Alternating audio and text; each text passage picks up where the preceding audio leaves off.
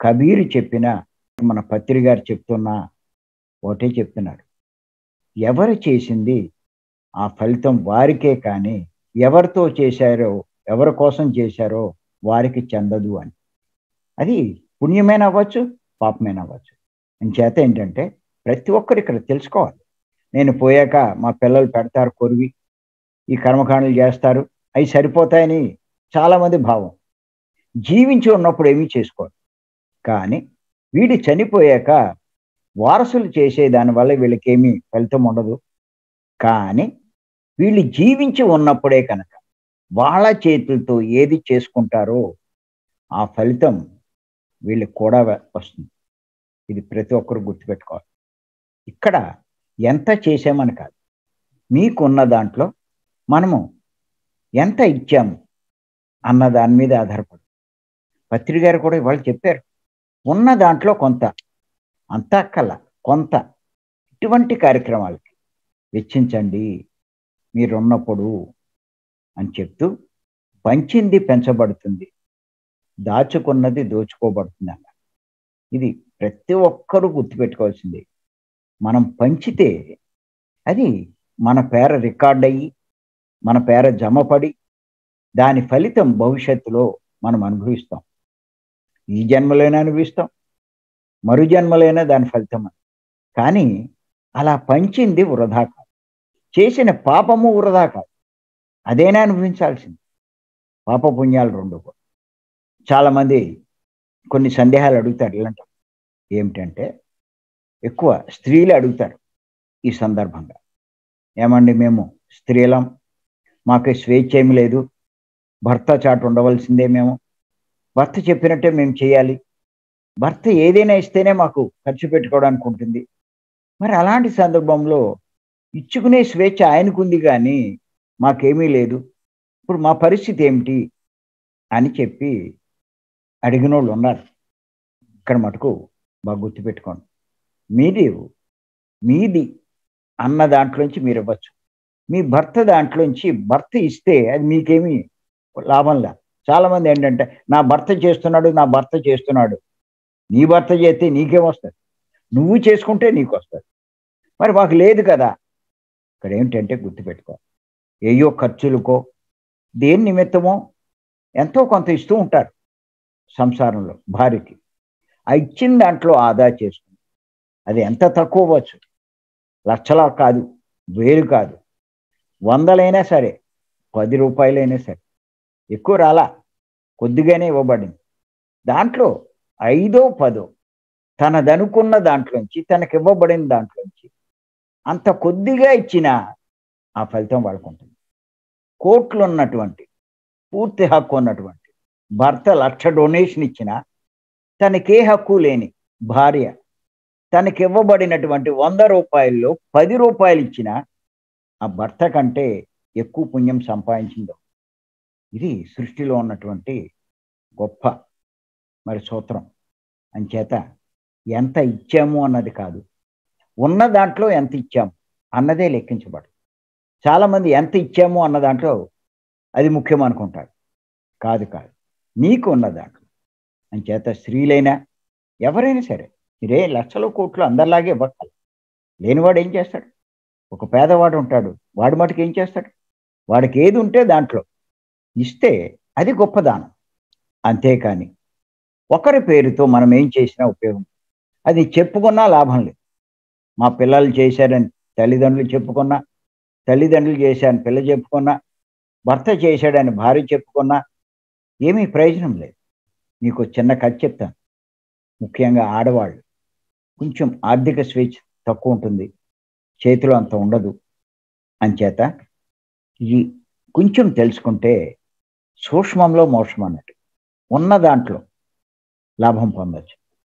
పూర్వకాలంలో కాశీలో ఆ విశ్వేశ్వరుని ఆలయంలో ఓ రోజు పూజారి పొద్దున్నే ఏం చేశాడంటే తలుపులు మామూలుగానే యథావిధిగా తలుపులు తీశాడు. లోపలికి వెళ్తూ ఉంటే అక్కడ ఎదురుగుండా ఒక రాగి పలక పడింది. ఆశ్చర్యంగా ఏంటిది, రాత్రి వెళ్ళేటప్పుడు లేదు, ఇప్పుడు పడుంది అంటే తీరా చూస్తే దాని మీద కొన్ని అక్షరాలు, దాని మీద ఏమని ఉంది రాసి ఉందంటే, అందరికంటే ఎవరు ఎక్కువ దానం చేస్తారో వారి చెయ్యి దీని మీద పడితే ఇది బంగారంగా మారిపోతుందని చాలా ఆశ్చర్యపోయాడు. ఏంటిది ఇది అని. అప్పుడు ఏం చేశాడంటే దాన్ని అక్కడే ఆ తలుపు దగ్గరే ఏలాడగట్టాడు. ఇది అందరికీ తెలియజేశాడు.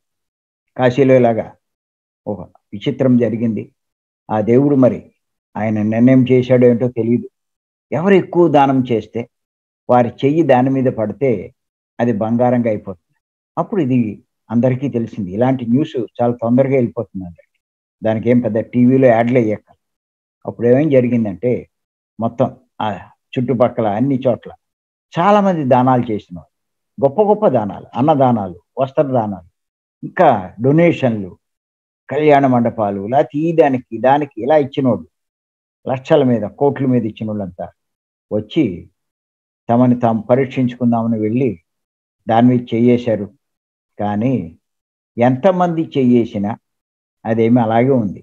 ఆ రేకులు ఏమీ మార్పు రాలేదు. అది కొన్నాళ్ళు అయ్యేసరికి ఊరికి అలా ఉందేమో కాదేమో అని అనుకున్నారు. మరి ఏంటి ఇంతమంది ఇంతంత దానాలు ఇచ్చినా ఎవరు వచ్చినా కూడా ఏమీ అవ్వలేదు ఏంటి అని ఆశ్చర్యం కూడా వేసింది. ఇలా ఉంటూ ఉండగా కొన్నాళ్ళు పోయిన తర్వాత ఆ విశ్వేశ్వరుని ఆలయంలోకి ఒక పేదవాడు చూస్తే ఏమీ లేవు, ఒంటి మీద బట్టలు కూడా లేవు, ఏదో గోచితోటి దేంతో వాడు ఆలయంలోకి వచ్చాడు. ఎందుకో తెలీదు, అనుకోకుండా వాడి చెయ్యి దాని మీద పడింది. వాడికి ఈ విషయం కూడా తెలియదు. వాడు ఆ చెయ్యి దాని మీద పడిందో లేదో అది బంగారంగా మారిపోయింది. చూస్తే కటికి దరిద్రుల్లా ఉన్నాడు. ఒంటి మీద బట్టలు కూడా లేవు, తువ్వాలు కూడా లేదు, కప్పుకునే తువ్వాలు.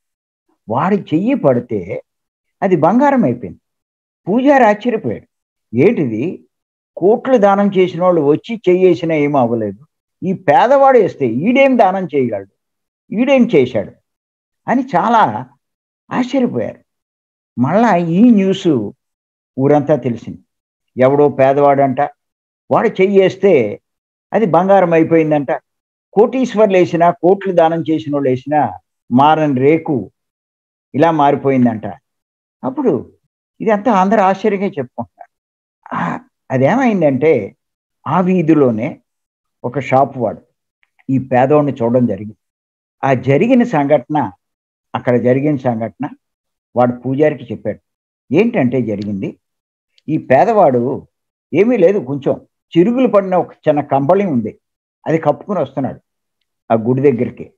దారిలో ఓ ముసలివాడు చలితో వణికిపోతున్నాడు, వాడికి ఏమీ లేదు. అప్పుడు ఈడేం చేశాడంటే తన ఒంటి మీద ఉన్నటువంటి ఆ చిరిగిపోయిన కంబళి తీసి వాడి మీద కప్పాడు. కప్పి గుళ్ళోకి వచ్చాడు. ఇలా జరిగింది నిన్న అని చెప్పి వాడు చెప్పాడు. అప్పుడు అందరికీ అర్థమైంది, ఏమీ లేనివాడు చిరిగిన కంబళి ఇచ్చినా అది అంత గొప్ప దానం కింద లెక్కించబడింది ఈ సృష్టిలో. కోట్లుండి లక్షలు ఇచ్చినా అది పెద్ద దానం కింద లెక్కించబడలేదు అనేటువంటి సందేశం దాని ద్వారా మరి అందరూ అక్కడ తెలుసుకోగలిగారు.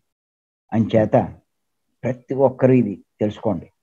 ఎంత ఇచ్చాము కాదు, ఉన్న దాంట్లో మనం ఎంత ఇచ్చాము అన్నదే లెక్కించబడుతుంది, కానీ కోట్లు ఇచ్చినా ఏమీ సంబంధం లేదు. అంచేత మన చేతులతో మనం ఉన్నప్పుడు మనకున్న దాంట్లో ఎంత ఇస్తామో అది. నాకేమీ లేదు, నాకు లక్షలు లేవు, కోట్లు లేవు, అవన్నీ మనకు అనవసరం. లేకపోతే మీ తర్వాత మీ పిల్లలు చేసినా ఎవరు చేసినా అవి ఏమీ ఉపయోగం లేదు. మనం ఏది చేసుకుంటామో అదే, పాపం అవనివ్వండి పుణ్యం అవనివ్వండి, అది మనకి వర్తిస్తుంది. ఇది తెలుసుకున్న వాళ్ళు ఖచ్చితంగా జీవితంలో లాభం పొందుతారు. సృష్టిలో ఉన్న ఏర్పాటు